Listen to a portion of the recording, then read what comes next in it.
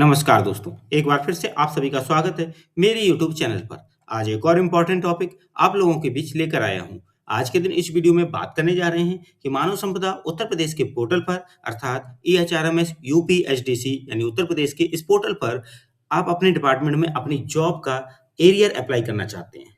तो उसकी प्रक्रिया इस पोर्टल पर समझेंगे और वर्तमान में जो बेसिक एजुकेशन डिपार्टमेंट में 10 वर्ष पर चयन वेतनमान लगा हुआ है, उसमें जो एरियर का पार्ट है उसे अप्लाई करना है, उसकी प्रक्रिया स्पेशली इस वीडियो में मैं एक्सप्लेन करने जा रहा हूँ। इसलिए इस वीडियो को बिना स्किप किए हुए अंत तक जरूर देखिएगा।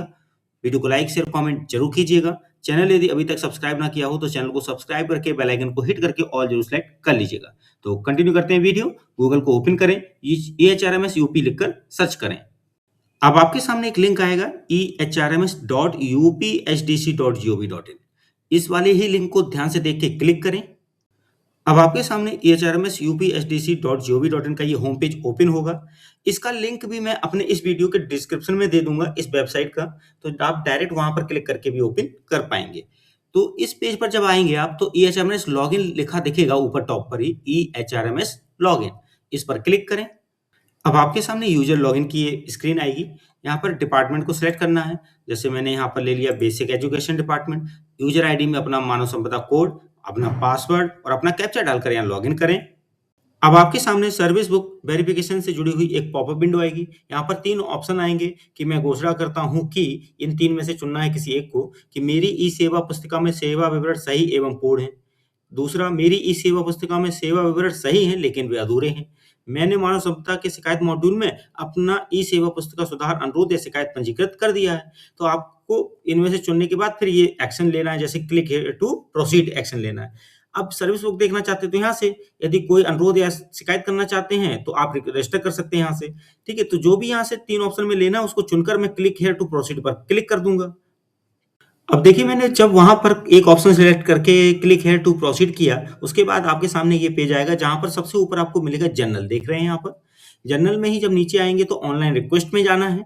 ऑनलाइन रिक्वेस्ट के साइड में ही आपको दिख जाएगा एरियर्स, और एरियर में ही आपको एरियर से जुड़े हुए 3 ऑप्शन दिख रहे हैं, जिसमें आपको जाना है अप्लाई एरियर पर। ठीक है, जब अप्लाई कर देंगे तो उसके बाद पेंडिंग रिक्वेस्ट देखेंगे, उसका स्टेटस देखेंगे, ये सारी चीजें उसके बाद ही आपको यूज करनी होती है ऑप्शंस में। लेकिन जब पहली बार एरियर अप्लाई करेंगे तो एरियर्स में ही आपको अप्लाई एरियर पर क्लिक करना है। तो जनरल में जाके ऑनलाइन रिक्वेस्ट में, एरियर्स में अप्लाई एरियर पर क्लिक करेंगे।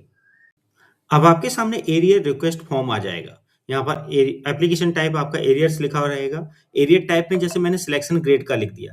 यहाँ पर और भी सारे ऑप्शंस हैं, बहाली का या कोर्स ऑर्डर का, डीए एरियर का या इंक्रीमेंट का एरियर, जो भी है वो आप चुन सकते हैं। लेकिन यहाँ पर जो मैं कर रहा हूँ कार्य, वो सिलेक्शन ग्रेड, जो बेसिक एजुकेशन डिपार्टमेंट में सिलेक्शन ग्रेड लगा है उसका एरियर। तो ऑर्डर नंबर में यहाँ टाइप करूंगा। ठीक है, जो सूची मिली उसका ऑर्डर नंबर, उसकी डेट, एरियर कब से कब तक की डेट्स का है वो, और रिपोर्टिंग ऑफिसर यानी बीओ जो ब्लॉक लेवल पर होते हैं उनका मानव संपदा कोड यानी संबंधित अधिकारी का। फिर उसके बाद अपलोड डॉक्यूमेंट में आपको क्या अपलोड करना है, ये चीज बहुत मायने रखेगी, ध्यान रखिए। यहाँ पर एक एप्लीकेशन है जो आपको भरकर एक पीडीएफ फॉर्म में, और उसी एप्लीकेशन के साथ जो सूची आपके जिले से जारी की गई है चयन वेतनमान लगाने की, सिलेक्शन ग्रेड लगाने वाली, उसकी सूची को भी संलग्न करेंगे। यानी एप्लीकेशन और चयन वेतनमान की जारी सूची को मिला के पीडीएफ बनाएंगे। और ये पीडीएफ का जो साइज है वो 500 केबी से ज्यादा नहीं होना, यानी 500 केबी से नीचे ही रखिए, 400 450 तक मिलाकर। ठीक है, तो इसको आप ध्यान दीजिएगा कि अपलोड डॉक्यूमेंट में एक एप्लीकेशन होगी। वो कौन सी एप्लीकेशन होगी मैं आपको अभी स्क्रीन पर दिखा दे रहा हूं। तो देख सकते हैं यहाँ पर एप्लीकेशन सेवा में श्रीमान वित्त एवं लेखाधिकारी, इसको हाथ से भी लिख सकते हैं, इसको प्रिंट करा के भरकर फिर उसके बाद इसकी पीडीएफ अपनी सूची की वाली पीडीएफ के साथ मर्ज कर सकते हैं। ठीक है, अब यहाँ पर देखिए, जनपद द्वारा श्रीमान खंड शिक्षा अधिकारी विकासखंड जनपद विषय में जन वेतनमान स्वीकृति किए जाने के उपरांत अवशेष वेतन भुगतान के संदर्भ में प्रार्थना पत्र।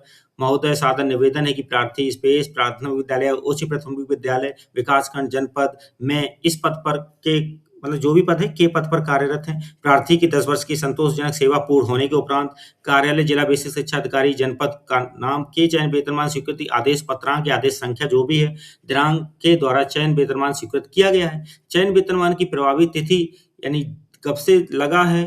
ठीक है, वो एरियर कहाँ से कहाँ तक बन रहा है आपका, मतलब कब से चयन वेतनमान मान्य हुआ है और कहाँ तक का एरियर बन रहा है, तक का अवशेष भुगतान प्रार्थी को किया जाना शेष है। अतः महोदय से सादर अनुरोध है कि प्रार्थी को उपयुक्त अवधि का अवशेष भुगतान निर्गत करने की कृपा करें और धन्यवाद। दिनांक डाल देंगे जिस दिन एप्लीकेशन लिख रहे हैं और संलग्नक में चयन वेतनमान स्वीकृति का आदेश भी लगा देंगे। यहाँ पर चाहे तो ये भी लिख सकते हैं कि चयन वेतनमान स्वीकृति में क्रमांक संख्या इतने पर नाम दर्ज है आपका। प्रार्थी में आप अपना डिटेल लिखेंगे, हस्ताक्षर भी करेंगे ऊपर यहीं, ठीक है। नाम, विद्यालय नाम, विकासखंड, जनपद, मानव संपदा फोटो, मोबाइल नंबर, ये सब लिख देंगे और हस्ताक्षर भी कर देंगे। इस तरह से ये एप्लीकेशन हाथ से भी लिखी जा सकती है और प्रिंट करके भी भरकर तैयार की जा सकती है। फिर इस एप्लीकेशन की पीडीएफ और जो आपकी सूची की पीडीएफ है, वो दोनों को मर्ज करते हुए एक पीडीएफ बनाएंगे जो अधिकतम 500 केबी की रखनी है। वापिस चलते हैं मानव संपदा पोर्टल पर। अब आपको यहाँ पर जो भी एप्लीकेशन आपने पीडीएफ में बनाई और उसके बाद सूची जो पीडीएफ में थी, वो दोनों को मर्ज करके जो पीडीएफ बनाई, वो मैक्सिमम 500 केबी से नीचे की रखते हुए आपको चूज फाइल से क्लिक करते हुए आपको अपलोड कर देना है। टिप्पणी में बस ये लिख देना है कि मेरा इस दिनांक से दिनांक तक का एरियर भुगतान करने की कृपा करें। लिख सकते हैं टिप्पणी में, वैसे ये स्टार नहीं लगा, इसको इग्नोर भी कर सकते हैं, ठीक है। आपके बाद यहाँ पर नीचे लिखा मैं उपरोक्त घोषणा के सभी बिंदुओं से सहमत हूँ, तो यहाँ टिक लगाना चेक बॉक्स पे और फिर इसको सबमिट कर देना है। तो इस तरह से आप अपने सिलेक्शन ग्रेड या इसके अलावा अन्य एरियर्स को अप्लाई कर पाएंगे इस तरह से। तो मैं ये सारा फिल करके क्लिक करता हूँ सबमिट पर। अब जैसे ही आपने सबमिट किया तो देखिए मैसेज क्या आया कि मैं प्रार्थना पत्र के साथ पदोन्नति, चयन, वेतनमान स्वीकृति आदेश की प्रति व वेतन निर्धारण संबंधी पत्रजात को संलग्न कर सहमत होने के लिए इस वाली लाइन में चेक बॉक्स पे क्लिक नहीं हुआ है। नीचे देख सकते हैं ये वाला चेक बॉक्स छूट गया है। तो ऐसे आपसे कुछ भी छूट जाए तो उसको पूरा जरूर कर लें, उसके बाद ही सबमिट करें। तो मैं क्या करता हूँ, इसमें चेक बॉक्स पर क्लिक करके कंप्लीट करता हूँ, फिर सबमिट करता हूँ। जैसे ही आपने सारी चीजें प्रॉपर फिल की और सबमिट किया तो मैसेज आएगा उपरोक्त एरियर या देयक आवेदन सफलतापूर्वक सुरक्षित किया जा चुका है। आवेदन संख्या नीचे दी गई साड़ी में देखें। तो इसी पेज पे ही नीचे की तरफ दिखेगी, दिखाते हैं आपको। तो देख सकते हैं यहाँ पर एरियर एप्लीकेशन हिस्ट्री में आपको application ID, request date, arrear type, arrear days और ऑफिसर नेम आएगा, ऑफिसर का कोड आएगा, स्टेटस भी लिखा रहेगा, जैसे पेंडिंग दिख रहा है यहाँ, फाइल रहेगी पीडीएफ फॉर्म में, और डिलीट करना चाहे इसकी रिक्वेस्ट को तो यहाँ से कर सकते हैं, ठीक है। तो ये चीजें आपको मिलेंगी। आपको डिटेल्स यहाँ पर दिख रही है जो एप्लीकेशन आईडी, आप इसका प्रिंट आउट ले सकते हैं या फिर आप इसको नोट कर सकते हैं कहीं भी अपनी डायरी में। तो इस तरह से आपका सिलेक्शन ग्रेड या कोई भी एरियर अप्लाई करने का प्रोसेस मैंने यहाँ एक्सप्लेन किया।